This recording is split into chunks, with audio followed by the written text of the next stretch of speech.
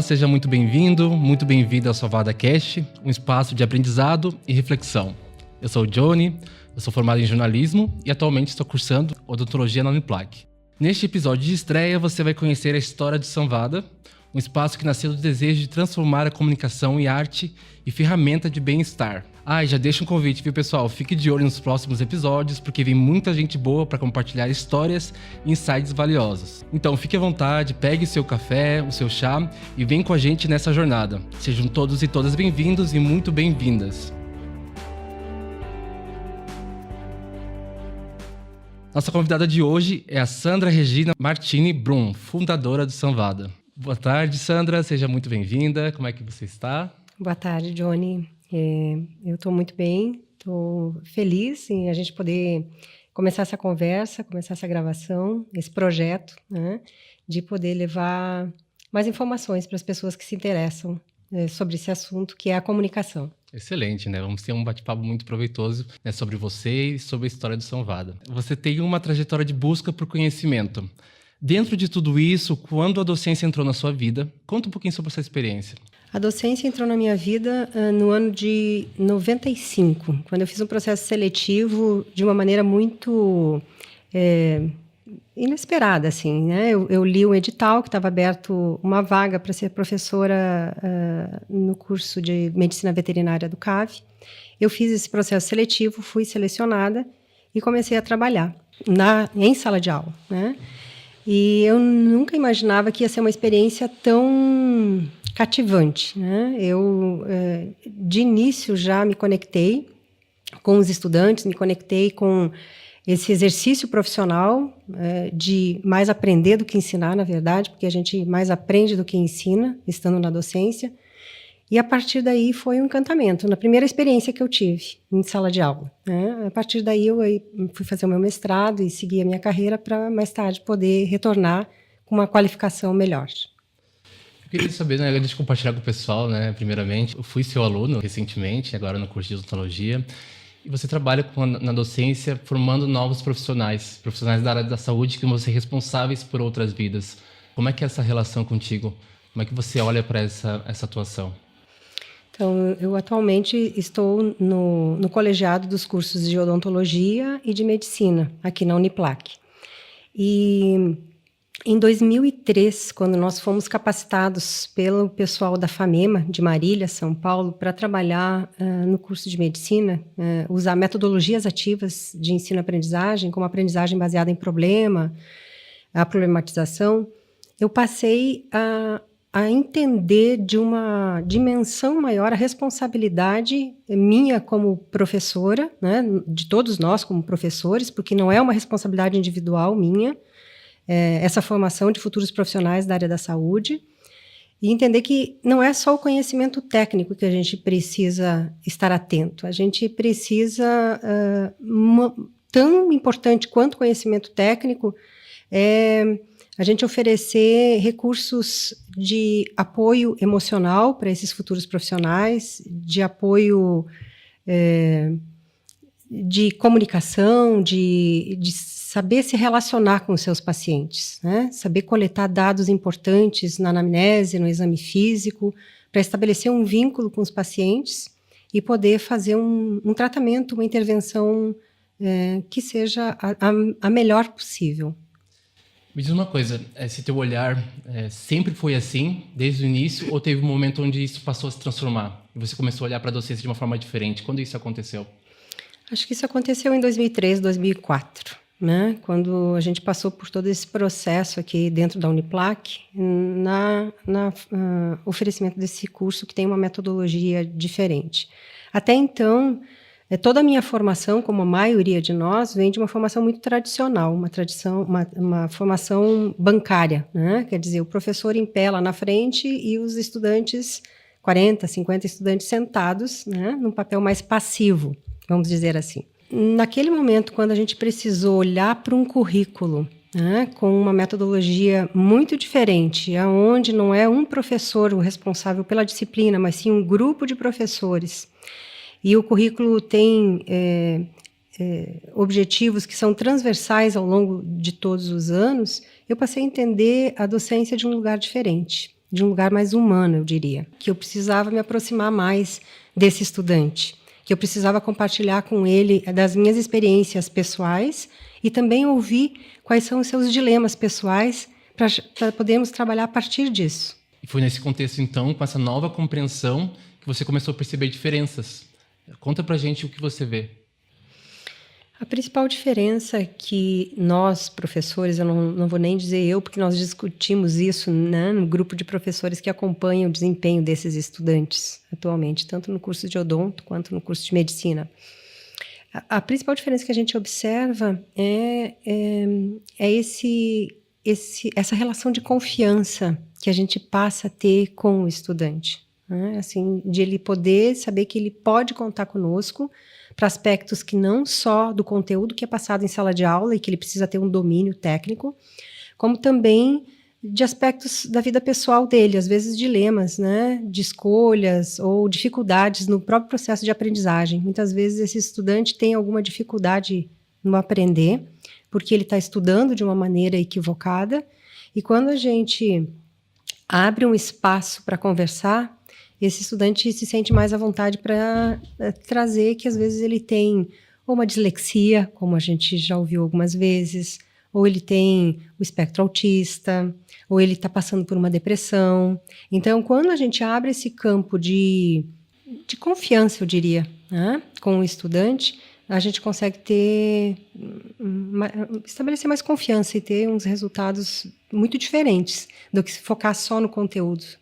Vamos voltar então para a sala de aula, trazer exemplo da minha sala de aula, né? Estou numa segunda graduação e hoje eu sou o aluno, posso dizer que sou o aluno mais velho, né? Tem uma diferença de idade de pelo menos 12 anos com os meus colegas que acabaram de sair do ensino médio e estão se inserindo dentro desse ambiente universitário para uma graduação. E muitos deles não possuem nenhuma visão de mundo, digamos assim, que passa essa ideia da importância de se relacionar, de criar um vínculo com o paciente.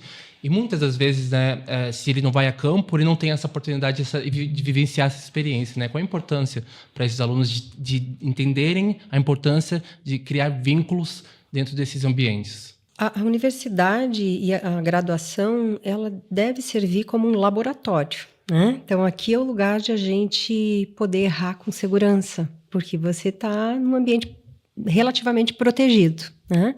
Então, aqui, se nós, professores e estudantes, conseguimos criar um ambiente favorável para que o erro aconteça e que está tudo bem, a gente está aprendendo, né? Seja em apresentação de seminários, em discussões em sala de aula, a gente consegue tá ensinando de alguma maneira a importância dessa formação de vínculo com o paciente, porque a gente desenvolve esse vínculo aqui entre os estudantes e professor com o estudante também. E na prática, como que essa temática é construída dentro de sala de aula? Tem esse espaço? A gente tenta, né? Quando a gente está numa sala de aula que tem 40 alunos para um professor, né?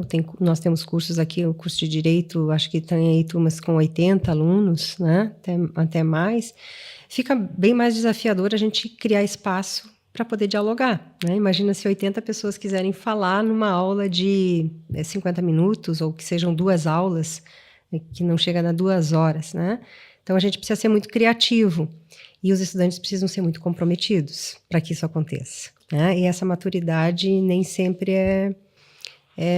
ela está pronta, né? Então, a gente vai aprendendo. Aos pouquinhos, a gente vai oferecendo novas práticas dentro de sala de aula, à medida que o ambiente vai ficando mais favorável, as pessoas se sentem mais seguras para trazer as suas dúvidas e para poder discutir em sala de aula os conteúdos. Legal.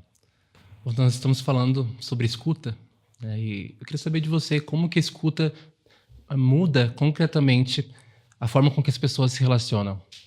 Acho que o que a gente mais busca no outro é a escuta, né? Ou ser visto. Isso é inerente no nosso, né? Do ser humano. A gente gosta de ser ouvido. E ela muda profundamente os relacionamentos.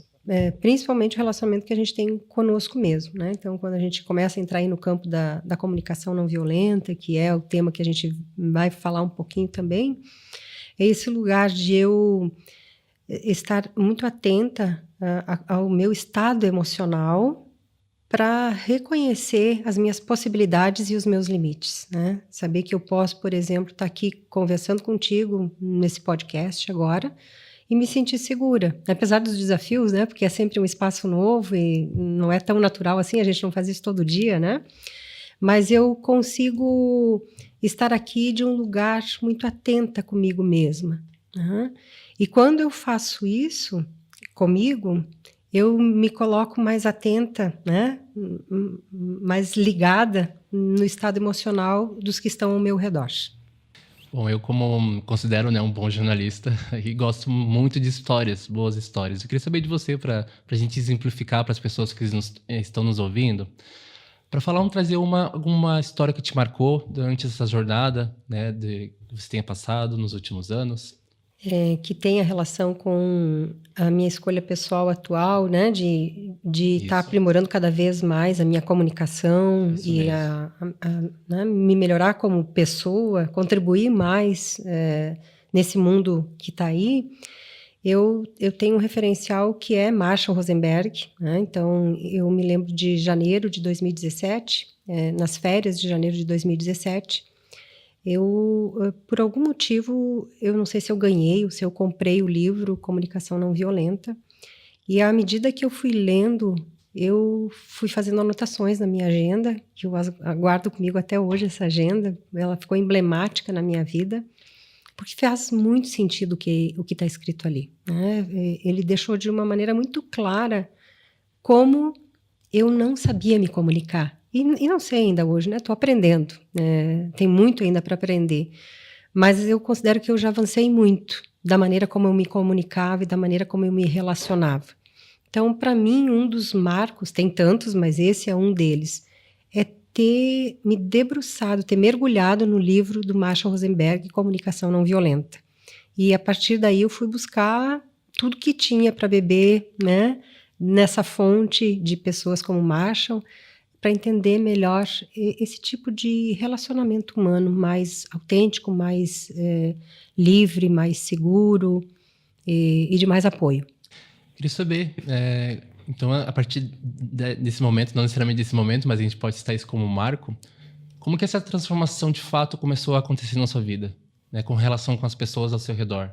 Sim, eu considero que foi um marco, né? Eu passei a enxergar, porque a docência, ela traz uma certa segurança para a gente, que a gente tem o domínio do conteúdo, que a gente vai para lá, a gente tem princípio, meio e fim da aula que você vai dar.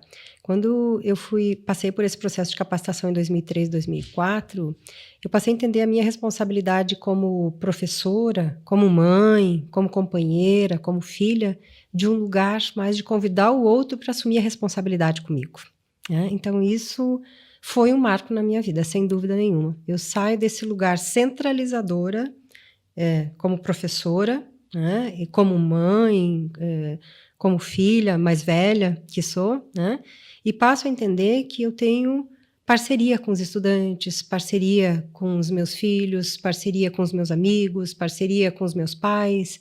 Então, é uma virada de chave, né? Sim, então, eu considero que a capacitação pela qual eu passei e tantos colegas também passaram, talvez nem todos tenham feito sentido como fez para mim, mas para mim foi. 2004 fez muito sentido.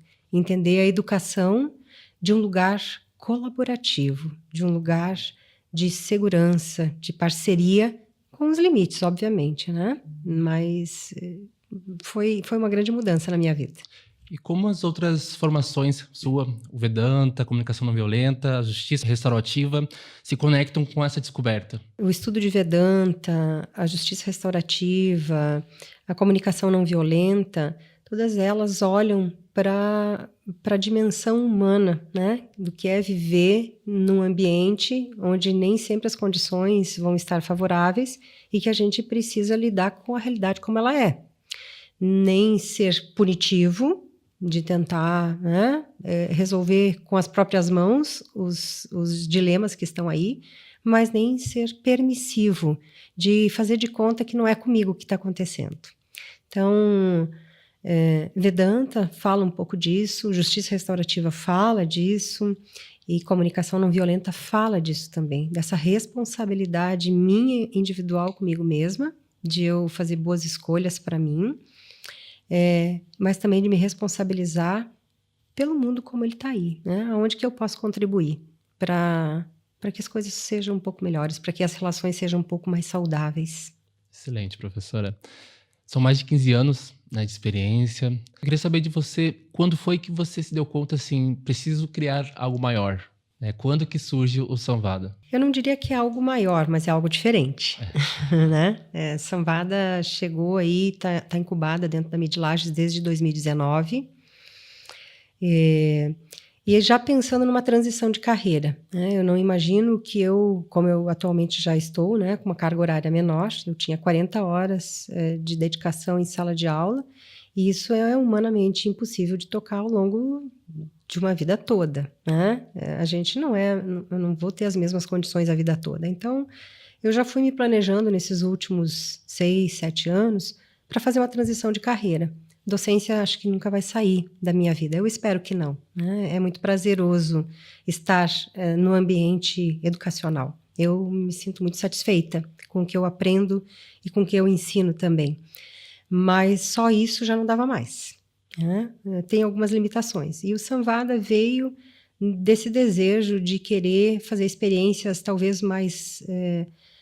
não tão amarradas institucionalmente, né? Que a gente possa aprender e ensinar sobre comunicação, sobre relacionamento humano, e que eu pudesse me inserir, então, e oferecer alguma coisa para a sociedade de uma forma geral. Samvada é um nome minimamente curioso, né, professor? Eu gostaria de saber o significado de Samvada, que história esse nome carrega. Então, Samvada é uma palavra em sânscrito e ela é usada dentro de Vedanta como um diálogo, né, de mestre para aluno, porque lá em Vedanta é um conhecimento que é passado de um professor para aluno. E a tradição se mantém milenarmente, né? Então aí os Swaminis da Índia, né? Ela vem da Índia.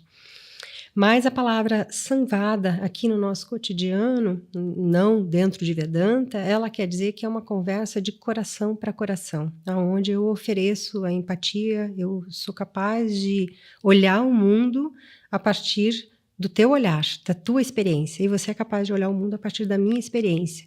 Então a gente cria um ambiente de conexão, é um diálogo respeitoso, né? Esse é o significado da palavra Samvada. Quando entro em contato contigo, quero saber mais. Quem são as pessoas que buscam para saber mais sobre esse projeto, essa filosofia de vida? O Samvada gera curiosidade, porque as pessoas não entendem assim, né? Acho que agora estão começando a entender um pouco mais, porque a gente está começando a trabalhar juntos, né? De onde você tem feito essa divulgação, tem me ajudado a entender como mostrar esse trabalho, porque... como professor, a gente acaba fazendo muito dentro de sala de aula e o trabalho que a gente faz, ele é um trabalho que fica muito escondido, ele é muito... não é palpável, né? A gente vê o resultado dos profissionais que se formam aqui na instituição, que é o resultado do trabalho de tantos profissionais envolvidos, né? Cada um fazendo de uma maneira muito silenciosa, eu diria, silenciosa, né? Então, quando eu pensei no Samvada, né, um espaço para a gente aprender e praticar a comunicação não violenta, as pessoas ficam curiosas, né? A princípio, assim, elas se aproximam pela curiosidade. À medida que a gente está divulgando e está mostrando mais o que são os encontros, o que são as oficinas, o que são as atividades que a gente proporciona, tanto no ambiente corporativo, quanto na forma individual, como nós fizemos ontem no workshop, eu vejo que as pessoas que chegam são pessoas que estão sedentas por aprender, né? Ou que estão talvez insatisfeitas com as coisas como estão aí, na questão de diálogo, que tem sido um grande desafio para a gente, dialogar com a diversidade, né? Com um pensamento diferente. Então, as pessoas que chegam no Samvada são pessoas que estão mobilizadas, que estão predispostas a sair de uma zona de conforto e porque conseguem identificar que estão insatisfeitas em algumas coisas e gostariam e sabem que tem como fazer um pouco melhor, se relacionar um pouco melhor. E vamos falar um pouquinho pro pessoal que está nos escutando, assim, o que acontece nesses encontros? Então, são encontros que usam metodologia circular, como são as rodas de conversa, os círculos de construção de paz, a justiça restaurativa. A comunicação não violenta é dessa maneira, são encontros circulares, são encontros onde a gente se senta para compartilhar saberes, né? Então, o formato dos encontros, geralmente, eles têm um tema que a gente escolhe olhar para ele. A gente faz uma meditação inicial para a gente conseguir relaxar, conseguir estar mais inteiro. Isso já é um exercício de comunicação não violenta, né? A gente fazer uma respiração consciente. Faz os nossos contratos, né? Conversa sobre o que é importante para a gente manter aquele espaço seguro, e depois a gente faz as nossas práticas, estudos juntos, né? Como nós fizemos ontem, né? Onde tantos saberes foram compartilhados, e para depois fazer um fechamento, para a gente ver assim, como é que eu estou saindo daqui, né? O que eu estou levando daqui. Então a gente faz um feedback coletivo, né? Então é um espaço de corresponsabilidade. E a gente sai motivado, professora, a aplicar de fato a comunicação não violenta nos nossos dias, nas nossas relações. Dando continuidade, então, como é que as pessoas saem desse espaço? Como é que você tem percebido essa reação depois de um encontro, um espaço de conexão, de escuta? Como é que as pessoas saem desse momento? Mais nutridas. Né? Eu saio mais nutrida e eu percebo que esse é um sentimento assim de dizer, eu posso conversar de coisas que eu às vezes achava que era difícil de falar, e eu descubro quando eu me sento em círculo com outras pessoas, que eu acho que a gente quebra tabus, né? De falar de coisas que às vezes a gente acha que assim, como que eu vou falar que eu entrei em conflito com o meu parceiro, né? A gente tem às vezes esse tabu de achar que conflito, negar, né? Que conflito não é uma coisa boa. E a gente descobre nesses encontros que, na verdade, conflito faz parte das relações que valem a pena, né? A gente só não vai conflitar em relacionamentos que não valem a pena, aqueles que não têm um significado para a gente. Então, a gente sai um pouco mais relaxado, de achar que está tudo bem a gente discordar, está tudo bem a gente, de vez em quando, divergir, né? Mas a gente sabe para onde a gente quer continuar caminhando juntos. E agora vamos falar um pouquinho então sobre o podcast. O que as pessoas podem esperar para os próximos episódios aí?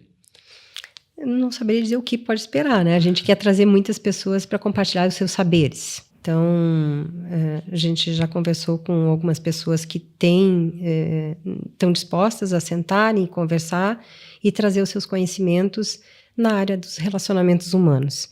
Para a gente poder conversar de uma maneira muito despojada e muito simples aqui sobre coisas do nosso cotidiano e que fazem da nossa vida uma vida mais maravilhosa. Para as pessoas que estão nos escutando, como elas podem se conectar com o Sanvado? Então, nós temos atualmente o Instagram, nossa rede social, Instagram, o Facebook. No Instagram vão encontrar lá os contatos para entrar em contato conosco, e vamos ter o nosso canal no podcast, que estamos começando hoje, inaugurando ele, né? E também o canal no YouTube. Excelente. Sandra, para finalizar então, se tem alguém que está nos ouvindo agora e reconheceu em si a necessidade de se conectar de forma mais verdadeira, qual é o seu convite? Acho que o convite